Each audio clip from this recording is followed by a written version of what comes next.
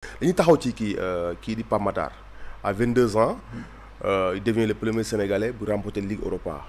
Donc est-ce que mën nañu wax ni d'abord il a un peu sauvé ses partenaires, ses camarades, ses compatriotes, parce que également premier Sénégal bu remporter Ligue Europa pour man est-ce que c'est pas quand même trop tard ak Sénégalais yi club yi ñu jot a jaar yëpp à l'international au niveau bu ñu nekk est-ce que c'était pas trop tard voilà.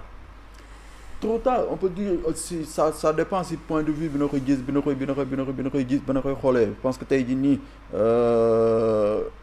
soo xoolee on a deux joueurs, que ça soit Sadio, que ça soit Edouard, qui ont gagné la plus grande des compétitions européennes, la Ligue des Champions.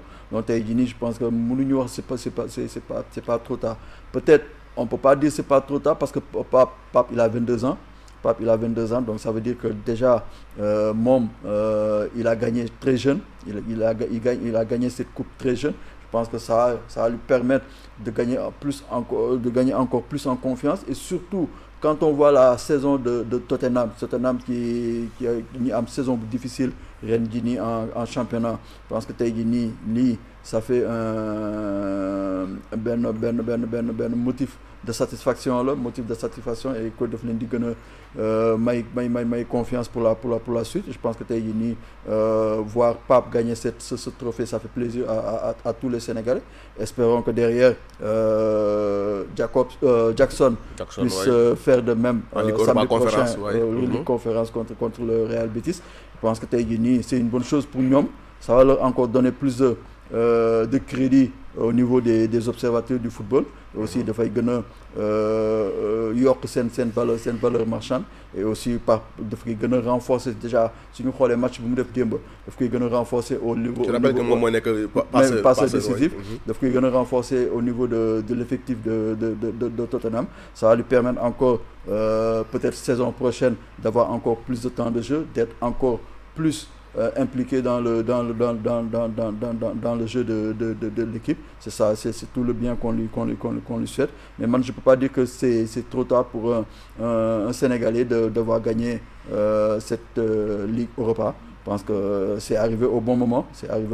Espérons que derrière il y en aura d'autres qui vont arriver à la gagner. C'est quand même une saison aussi, c'est quand même une saison sauvée pour Pape Matar. On rappelle que Tottenham est 17e à une journée de la fin, ñu ngi 17e. Bon, ils étaient quasiment vers la relégation, donc c'est une saison sauvée pour le Tottenham. Oui, tout à fait, c'est une saison sauvée parce que tey jii nii je pense que Tottenham démb su gagné woon finale bi dafay gën a mettre si moom, parce que dernière journée bi ils ont encore un match à jouer, et que tey jii nii je pense que ça sauve leur saison, et même ça peut sauver aussi l'entraîneur, parce que l'entraîneur bi ñëpp ñi doon wax ni que il était sur la sellette, et que nit yi xalaatoon nañu sax que du jeexal championnat bi, mais yàlla moom lu mu tudd loolu lay am. Je pense que tey jii nii il a sauvé sa saison, Tottenham a sauvé sa saison, et que tey il faut finir en beauté la dernière journée de championnat et essayer de préparer la saison prochaine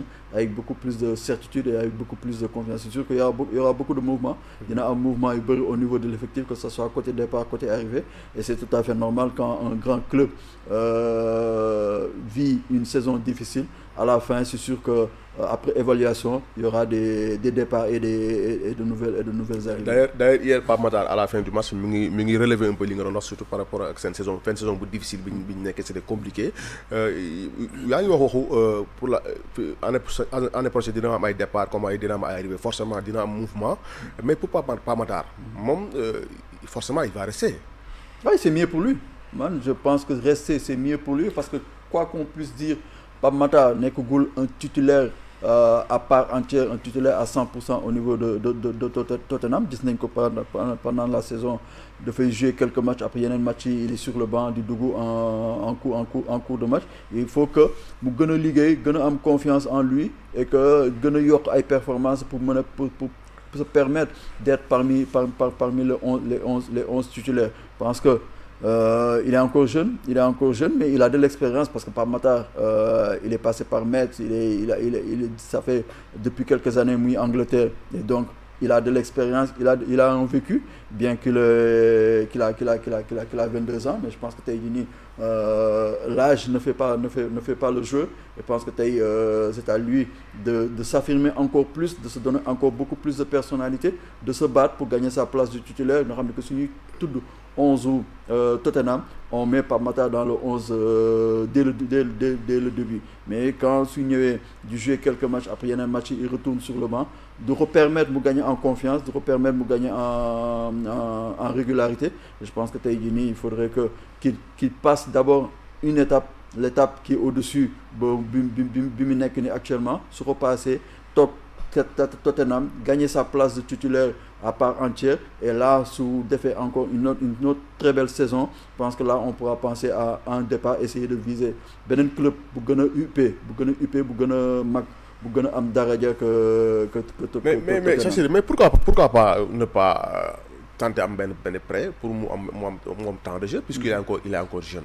Prêt pour une saison au moins, parce qu'on va vers la CAN comme li nga wax, temps de jeu bi lañ koy soxla. Oui, tout à fait. Je pense que prêt c'est un couteau à double tranchant. Prêt parce que soit demain danay dem ci ben environnement bu bees dana fa fekk ay coéquipiers bu bees, dana fa fekk ben système bu bees, là où il faut avoir du temps pour essayer de s'adapter. Déjà il a pris ses habitudes, il connaît ses coéquipiers, il connaît le système, il connaît Tottenham.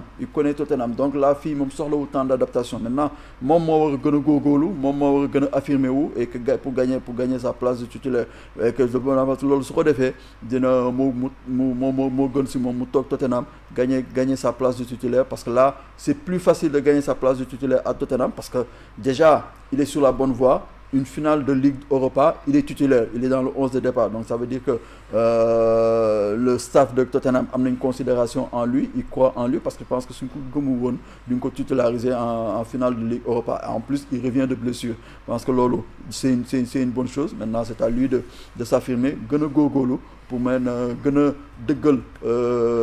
place titulaire au niveau de Tottenham. Je pense que Lolo mo gën ko muy dem di tenter ben prêt bo xamné que c'est un peu aléatoire. Mu nek da ngay ragal mo nek ben aventure quoi, bo xamanteni après mu nako indi la jaw. Ouais, effectivement, parce que fu mi jëm mom xamul lan la fay fekk. Fi xamna li fi nek déjà.